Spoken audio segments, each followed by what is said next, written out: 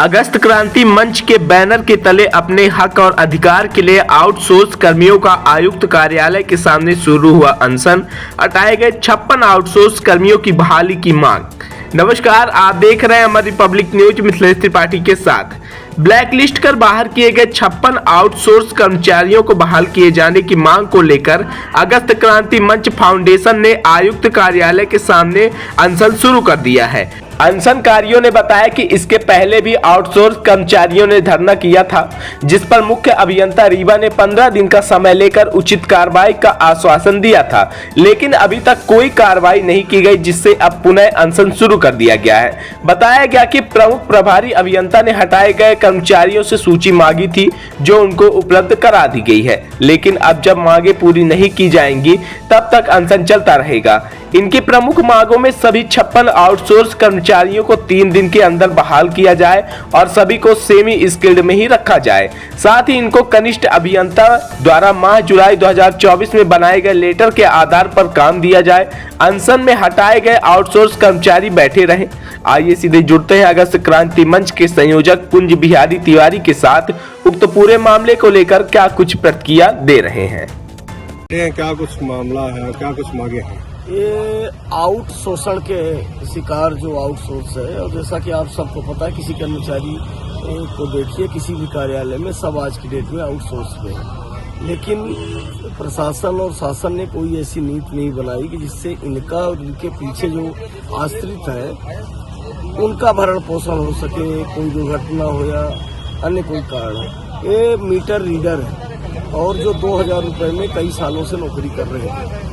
जैसे हम लोगों के अनशन और प्रदर्शन के बाद सरकार ने सख्ती से न्यूनतम वेतनमान लागू किया। इन्हें सम्मानजनक PFESIC और 12,000 न्यूनतम वेतन मिलने लगा। इनसे अनैतिक पैसे की मांग की गई और जब इन्होंने पैसे नहीं दिया तो जैसा इनका कहना है कि 50 से 60 हजार रुपये लेके और नए लोगों को रखा, बगैर किसी कारण से इनको निकाल दिया गया। पूर्व में भी ये हमारे पास गए थे और IK त्रिपाठी साहब से बात हुई। उन्होंने कई पत्र आपको हम देंगे, लिखित इन्होंने दिया और जांच टीम बनाकर जांच कराने की भी एक नौटंकी की गई। सब जगह से थक हार करके एक ही रास्ता बचा, सत्य के लिए सत्याग्रह। और आप देख रहे हैं कि आज अमर अनशन का तीसरा दिन है। विश्व मजदूर दिवस 1 मई से ये शुरू हुआ है। अब इनको तो रखा ही जाए, जो लोग दोषी हैं उन पे कार्यवाही हो और भविष्य में इस तरह का कृत्य न हो, क्योंकि आप सोच सकते हैं कि 12,000 पाने वाला व्यक्ति, बच्चों की फीस है, घर का राशन का है, ठीक है, ये पनीर और मशरूम नहीं खाते, लोन रोटी ही खाते हैं, पर इतनी तो व्यवस्था बनी रहे कि जिससे इनके घर का लोन रोटी भी बच्चे खाकर और चलते रहें। भाषणों से देश नहीं, राशन और कानून से चलने वाला देश है। लेकिन जिस तरह से अराजकता हावी है, जिस तरह से प्रशासनिक तानाशाही है, तो उस समय गांधी का सत्याग्रह रहा है और 1857 की जो मंगल पांडे ने शहादत दी वो रहा हो। इस समय की जो परिस्थितियां हैं उससे इतर नहीं है। यहाँ भी अब बलिदान से ही हो सकता है कि सुधार हो। और यहाँ तो आप देखते हैं कि अगर कोई हॉस्पिटल में पड़ा रहे तो दवाई के लिए कोई नेता मंत्री नहीं जाते, लेकिन उसके एकादशाह और मरने के बाद उसकी खबर लेते हैं। तो हो सकता है कि हम लोगों के मरने के बाद ही खबर ली जाए, लेकिन एक सुधार हो। सारा विभाग आउटसोर्स पे, कलेक्ट्रेट में जाइए, सारे कंप्यूटर ऑपरेटर, कमिश्नर हॉस्पिटल जाइए, आउटसोर्स नहीं, आउट ऑफ शोषण।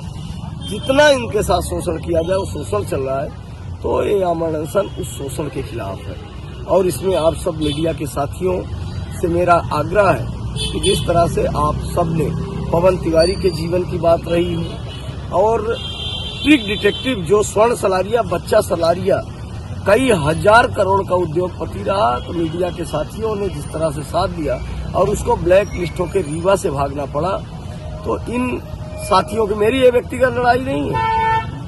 बाकी लड़ाई होती है कि अपने बात के लिए, ये मेरे भाई है। जब कोई नहीं सुन रहा इनका कहना है कि हम हर जगह गए और ये सुबह 6 बजे हमारे घर पहुंच जाते थे, कोई रीवा से, कोई चौथर से। और जब इनके चेहरों को मैं देखता था तो लगता था कि भगवान द्रौपदी के लिए नंगे पैर दौड़ पाए तो क्या एक कुंज बिहारी उनके लिए अपना जान नहीं दे सकता, अपने प्राण। तो मैं सब जगह से थक हार करके अंतिम निर्णय लेके इनके साथ बैठा हूँ। और कुछ आपने सबको बताना चाहता हूँ कि पत्रकारिता के आड़ में कुछ दलाल एक्टिव है जिनका काम ही अलग है, नशा, अपराध, उनके रिकॉर्ड निकाले जाए तो कई तरह से। तो जैसा कि हमने अभी किसी ग्रुप में देखा कि वो मीडिया के साथियों को मैसेज कर रहे हैं कि इस आमरण अनशन की खबर न दिखाई जाए। तो आप लोगों को फैसला करना है। अभी आप सबने देखा है कि किस तरह से खबर दिखाने पर ही एक मऊगंज के पत्रकार साथी को, वही लव जिहाद जो भोपाल में जो कल चैनल बोल रहे थे कि नौटंकी है, वही चैनल आज उस भोपाल के लव जिहाद को प्राथमिकता से दिखा रहे हैं। तो जब छोटी बात होती है और उसको नहीं दिखाया जाए तो कैंसर का रूप धारण करती है। अगर सीतापुर के लव जिहाद को प्राथमिकता दी गई होती तो भोपाल का ये लव जिहाद न होता। तो आप सबसे चलेगा जब तक प्राण है। और सबसे बड़ी बात है कि आमरण अनशन का प्रोटोकॉल है, तीसरा दिन है और किसी तरह से मेडिकल न कराया जाना बहुत बड़ी बात है। कई आमरण अनशनकारियों ने लगभग 18 से 20 घंटे हो गए बाथरूम में नहीं किया। तो आमरण अनशन के जो हमारे संवैधानिक प्रोटोकॉल है, अंग्रेजों ने भी उसका फॉलो किया था। अगर उसका फॉलो न करते तो गांधी जी को कब को मार देते। अन्ना का आंदोलन, जिस आंदोलन के बाद ही भाजपा की सरकार आई, उस समय भी जो सरकार थी उसने भी आमरण अनशन के प्रोटोकॉल का पालन किया था। तो आपके माध्यम से मैं संभागीय आयुक्त, कलेक्टर रीवा, एसपी रीवा से मांग करता हूं कि जो आमरण अनशन का प्रोटोकॉल है उसका पालन किया जाए।